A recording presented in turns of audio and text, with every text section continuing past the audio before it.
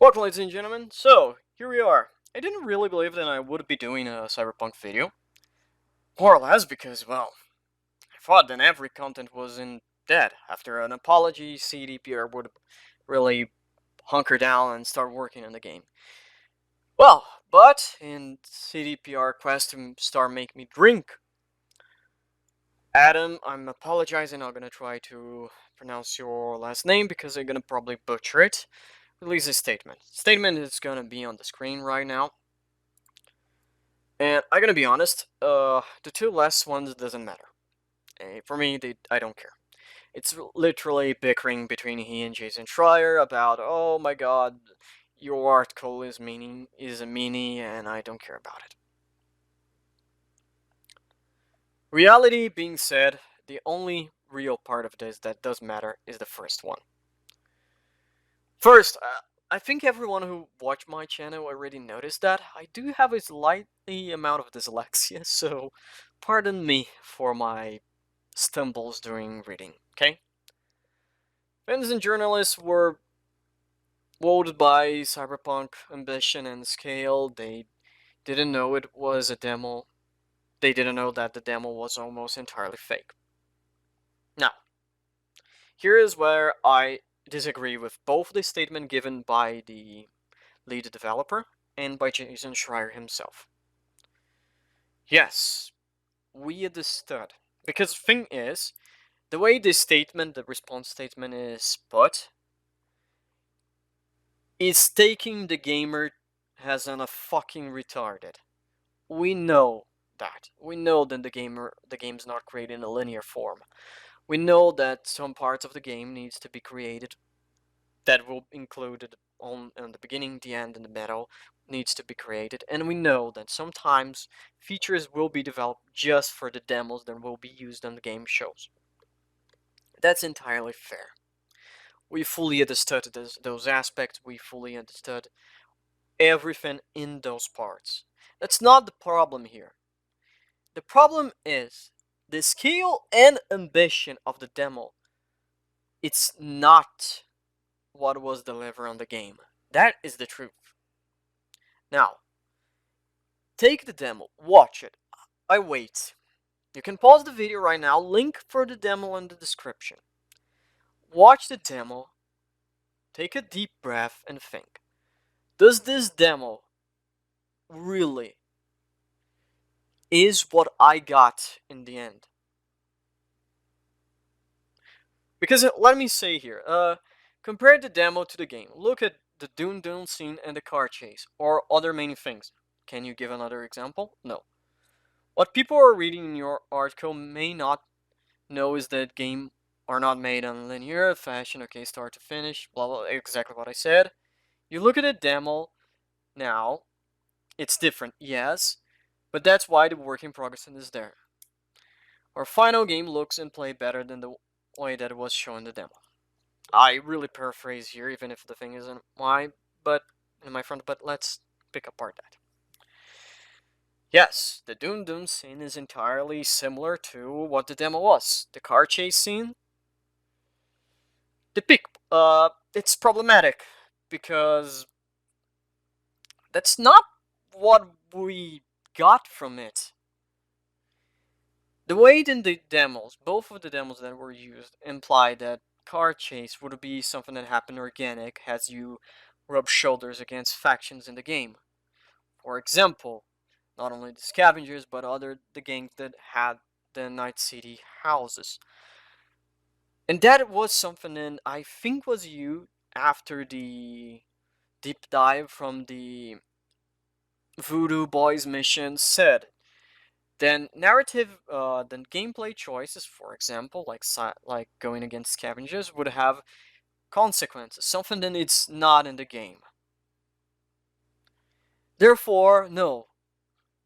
As I said, as for missing features, that part of a certain of the creation process.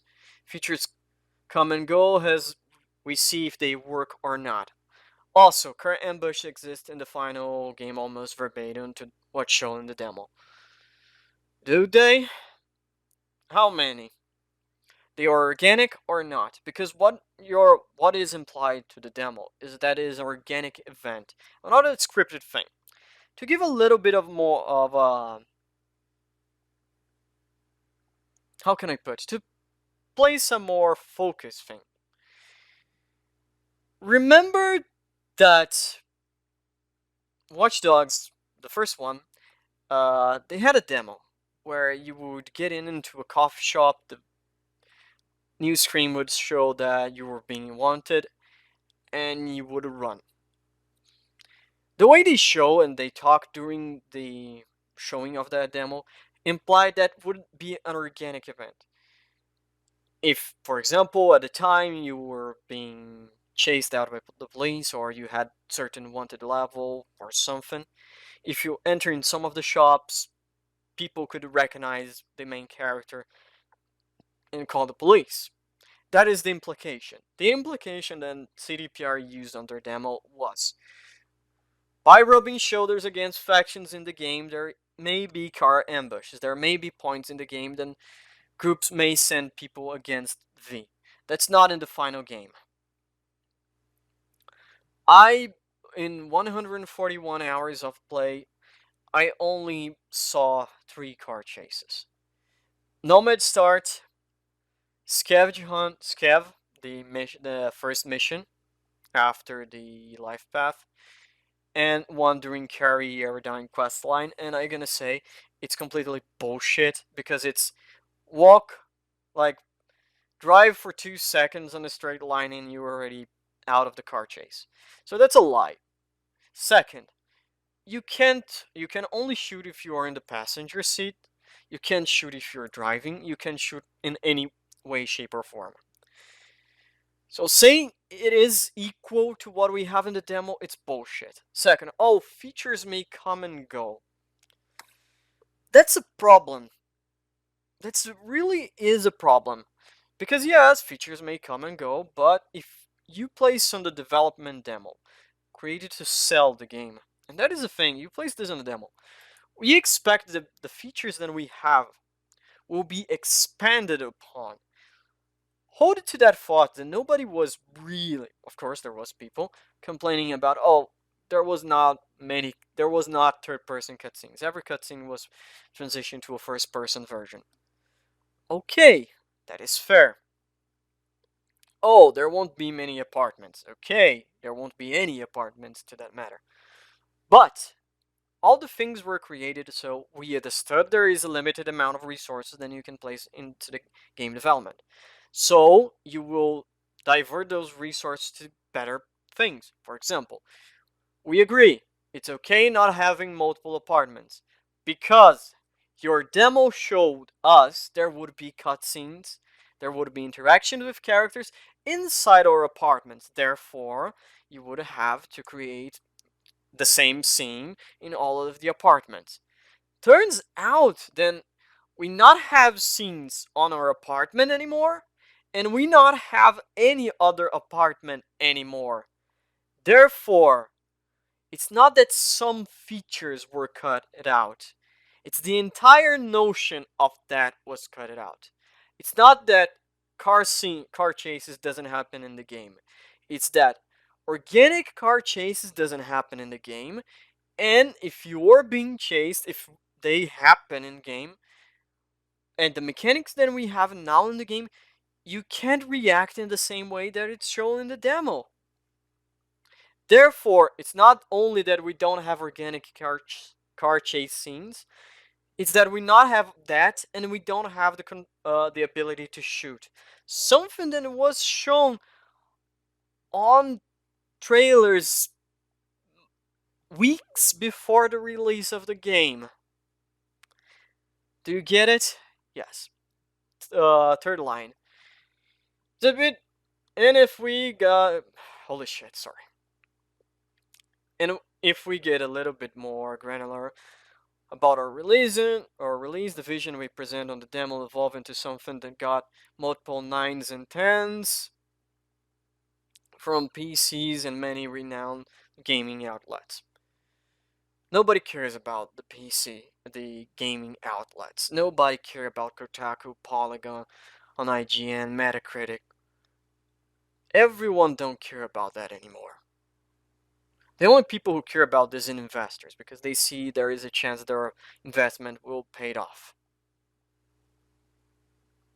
So all of this just show the apology in this. It's not for the gamers. You don't care about the gamers anymore.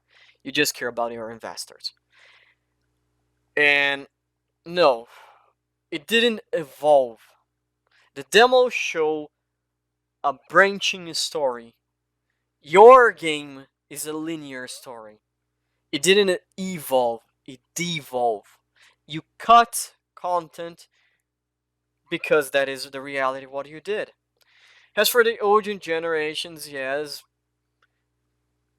that is another case, but we own up to that, and we are working super hard to eliminate NPCs, and we know blah blah blah blah. And we are proud of Cyberpunk as a game and artistic vision. Here's the problem. You can't, in many ways, people will say then you can't criticize artistic vision. The problem is Cyberpunk artistic vision, if is what is the point, is clashing with the marketing. I use that as a joke a lot of times, what I'm gonna say now. But I think it's more or less reality here. Cyberpunk, it's not about saving the world. It never was. It's not a we gonna save the world storytelling. It's a save yourself. That is what the creator most tell. Cyberpunk 2077 is a game about you, the character, having a time bomb on your head. And in the end, you're dead. Curtain close. You don't save yourself. And that's it. Someone really fucks up on studying what Cyberpunk is. In Cyberpunk, you can be the bad guy. Cyberpunk 2077, you can't. V will always be V. In the same way that in Fallout 4, Nate and Nora will always be Nate or Nora. In the same way that it doesn't matter Nate was a soldier and Nora was a lawyer, it doesn't matter in Cyberpunk V is a street kid, a corporal, or a nomad. Apologies and statements are not working. They are only showing that CDPR will stick for what they deliver, and they only gonna fix the technical aspect of this game. Cut content, the bare bones storyline, the mediocre story, and everything like that. It doesn't matter. They don't care about that. They only care to make the game work technically and deliver the multiplayer in a year or so. CDPR became Ubisoft. That's more or less. An empty map full of a large amount of points of things to do. Some very shallow factions and collectibles. It's a clear the map game. With a story that doesn't fucking care for your actions. Ladies and gentlemen, see you in the next video, and I hope nothing happened in Cyberpunk. And I'm gonna be honest, fuck this shit. I'm gonna comment on the statement with this video. I know the guy never gonna see this, and I don't care. I'm gonna place because I'm an asshole.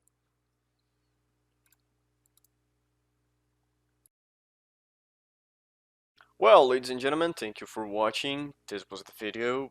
If you enjoyed, leave it a like. If you didn't, leave a dislike.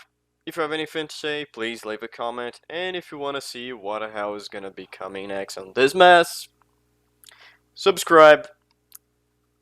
And see you guys on the next episode.